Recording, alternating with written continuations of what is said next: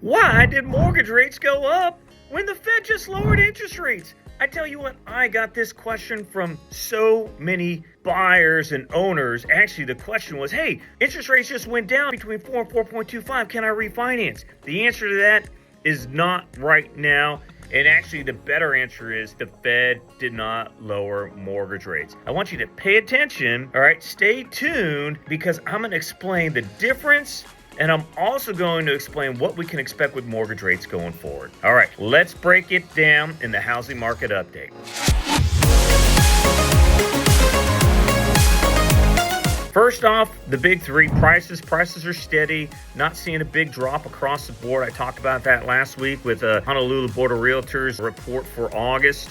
And then inventory is steady. We're not seeing a big increase. We're past that time, and actually from now until the end of the year is typically the time when inventory across the nation goes down, and that's what we're seeing. But there's so much inventory in the market right now, especially in Oʻahu, that it is still a buyer's market. And rates, I know a lot of people are surprised to see this, but rates were up this week. So those of you who locked last week, before the rates started to go up, guess what? You made the right decision. You didn't get greedy. Let's go forward and look at the headlines. All right, the first headline was the Fed lowered the Fed funds rate, and that is really great news, but they didn't lower, and they don't directly impact mortgage rates. As a matter of fact, mortgage rates went up. And mortgage rates went up. Well, you got to pay attention, because I'm going to talk about that in just a second. Home builder sentiment. Let's talk about that other big headline news. Home builders, they don't drive the economy, but they have a big impact. And right now they're in the dumps, and we're going to get into that. 10-year Treasury, if you're looking for some sort of guide as to where rates are going, 10-year Treasury is probably the easiest thing to look at. Mortgage rates are typically between 2 and 2.5% higher than the 10-year Treasury. Taking a look at that is very easy to see, very easy to understand, because it goes intact. If 10-year Treasury is up, mortgage rates are up. 10-year Treasury is down, typically mortgage rates are down. And let's talk about VA rates. VA rates were up throughout the week. All right, let's get into the specifics. And let's talk about that September Fed meeting. A lot of stuff came out. It wasn't bad news. Can you hear that? I'm in Italy right now. I'm in Rome. I feel like I'm in a Bourne Supremacy movie, because that's all I hear is sirens all the time. And I feel like, Jason Bourne's going to show up in the video, or just Jason Bourne's going to show up around the corner. It's pretty amazing. Let's talk about the September Fed meeting, where the Federal Open Market Committee made the decision to drop the Fed funds rate by 25 basis points.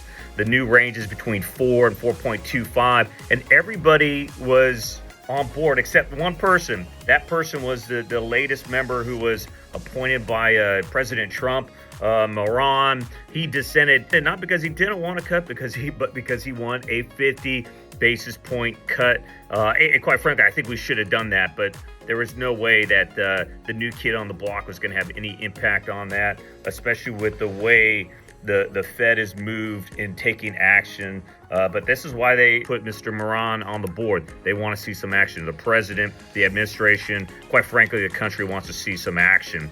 Certainly the business market.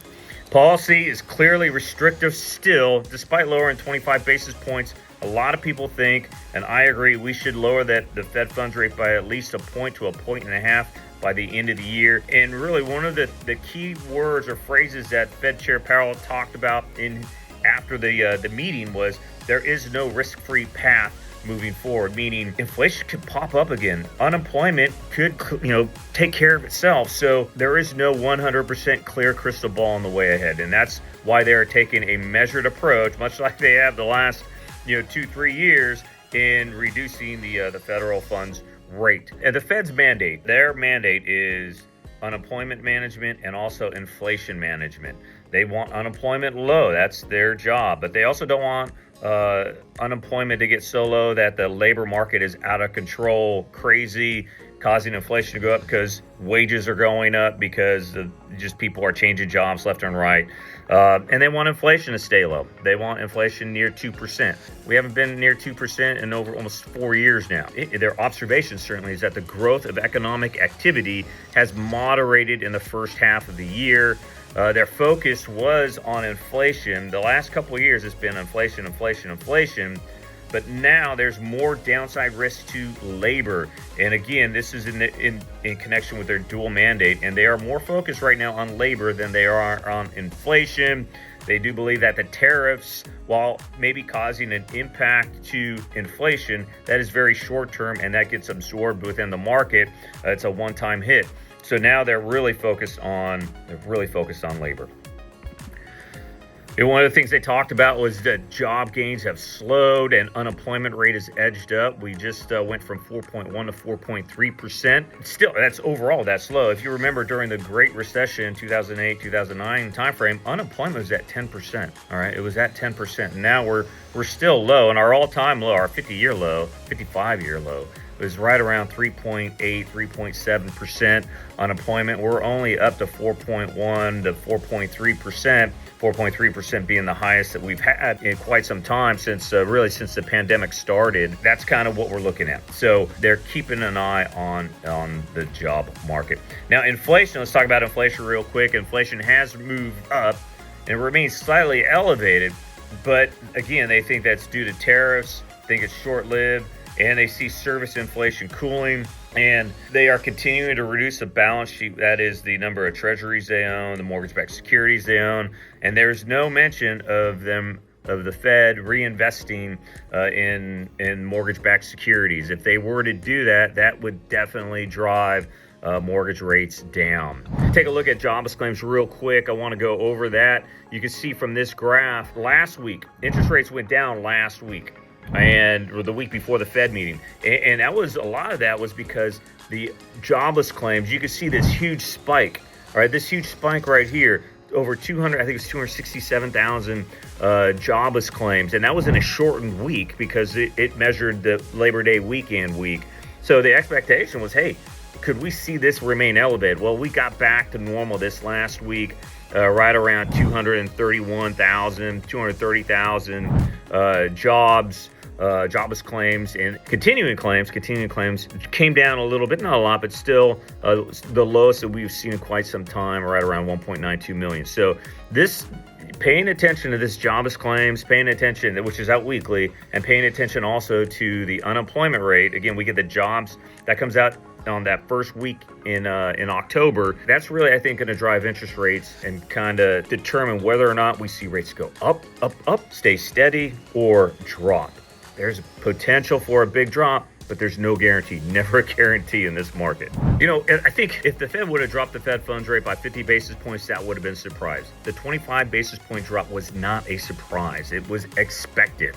All right. So again, interest rates dropped the previous couple weeks because of the unemployment report and because of that jobless claim the previous week that was spiked up really high. So everybody knew the Fed was going to drop the Fed funds rate by at least 25 basis points.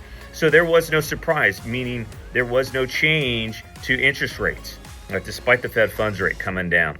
And the mortgage rates were forward-looking in the sense that they already guarantee we're going to do a 25 basis point cut. That's already baked in. Mortgage rates had already started to drop because there was an expectation that this was going to happen. That Fed rate cut was priced in to mortgage rates in advance. And in order for mortgage rates to go down, we needed more bad economic news or surprise move from the Fed, lowering the Fed funds rate by 50 basis points. So one of the things on Wednesday, the Fed, they announced their decision whether or not to drop the rates. But it's not so much what they do with regards to cutting or raising the Fed funds rate, but it's what Fed Chair Powell says after that really moves the market. But unemployment rate, this is their expectation.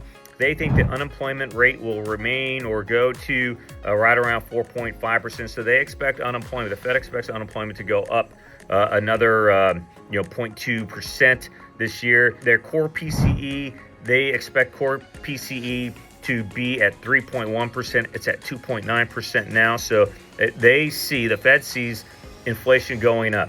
GDP, the gross domestic product, they think that the economy is going to stay kind of stagnant. It's not going to drop any, but it's not going to town. It's not picking up a lot either. So they went from 1.4 to 1.6 in their projection. They think by the end of the year, 3.6 to 3.9% on the Fed funds rate is where we're going to be. The median projection is 2 more cuts this year. There's 2 more meetings. They have October and December meetings. My expectation is they're going to make 2 more cuts. Now, if it's a 50 basis points total, Okay, well, that's no surprise. Again, markets are going to expect that. But if they've surprised to 50 basis points in one of these cuts, and that may happen if the October jobs report is a stinker, all right, then we could see interest rates come down.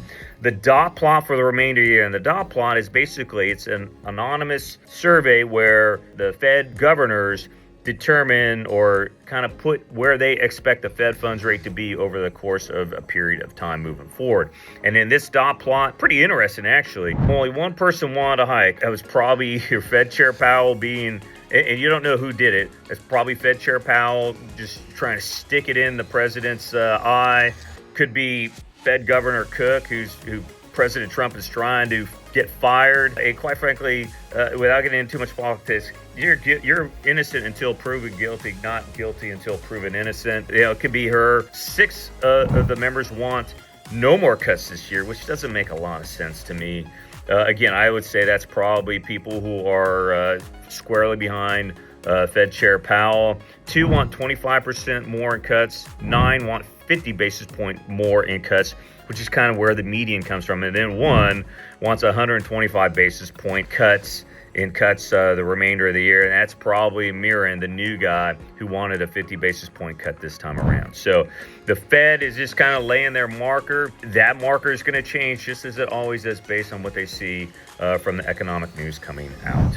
All right, so the next thing was home builder sentiment. The home builder confidence was steady in September, which isn't good because it sucked in August and it sucked in July. It's still down. The one positive thing is future sales expectations you saw rise, and that's basically because we got some lower mortgage rates and hopes for future Fed rate cuts boosted those future sales expectations. But what about now?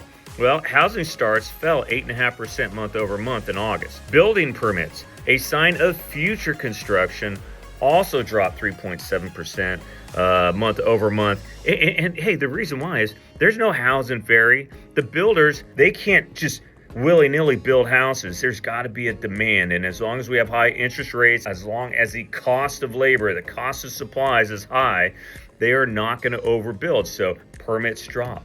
All right, permits drop. Housing starts drop.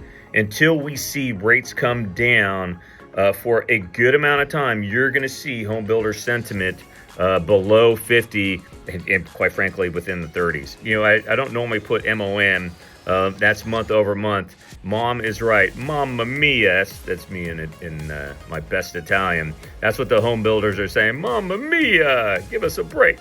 All right, they're not getting a break. All right, again, I said this earlier, the 10-year Treasury really is a precursor to where mortgage rates are going to be. There's usually right around a 2% delta between the two when you're looking at VA 30-year fixed rate to the 10-year Treasury. We're right around a 2 to 2.5%. We're closer to 2% now. Right now, the 10-year Treasury, you look at this, it's spread out over the year. And I want to take you through from right to left on this chart. What you're seeing, you can see that we got just to 4%. We were at 3.99% for a very, very short period of time this last week. And they shot right back up, and we're squarely in a range between 4 and 4.2%. We need to stay in that range until Friday, at least until Friday when the PCE, when the personal consumption expenditure report is released. Refinancers, you got to be ready though. The Fed funds rate dropped in April. Right, that one little dip for one day. That was actually basically we had 2 days. For people who are looking to refinance, it's very difficult to time the market. But the good thing is you already own a home, so you're making a mortgage payment. I wouldn't be greedy if you're torn between 5.325 and 5.25%, and the monthly difference in the mortgage payment is, $50. You know what? But you're still saving $300 overall. I would still take the 5.325. Here's case in point. That little dip there, that was 2 days. That was 2 days in April where 10-year Treasury dropped below 4%. Interest rates dropped to 5.25 on refinances. And some people wanted to wait and they lost out. There's no guarantee when the 10-year Treasury drops, that's going to drop for a long period of time. That's going to be driven largely by economic factors. So we could see that what happened in April of this year. We could see what happened last September as well. You look at last year at the beginning and all the way to the left. you can see the 10-year Treasury was right around just over 3.6%. And then the Fed lowered the Fed funds rate by 50 basis points. And look what happened. Interest rates went up. They shot up. And why is that? Was it because the Fed dropped the Fed funds rate 50 basis points? No. And then we had a very good jobs report the week after that. And you could see, oh my gosh, the Fed was too little too late. And you also see that the mortgage-backed securities had already priced in the anticipated Fed funds rate cut. What they didn't anticipate, though, was inflation popping up again. They didn't take into account, hey, what if unemployment issues go away and we start seeing the job market pick up steam? And that's exactly what we saw. And you can see from basically the middle of September through really January, the 10-year Treasury shot up, interest rates shot back up. We could see, though, if you see inflation kind of steady, if you see the unemployment rate go up, if you see jobless numbers continue to go up, we could see that 10-year Treasury drop below 4%.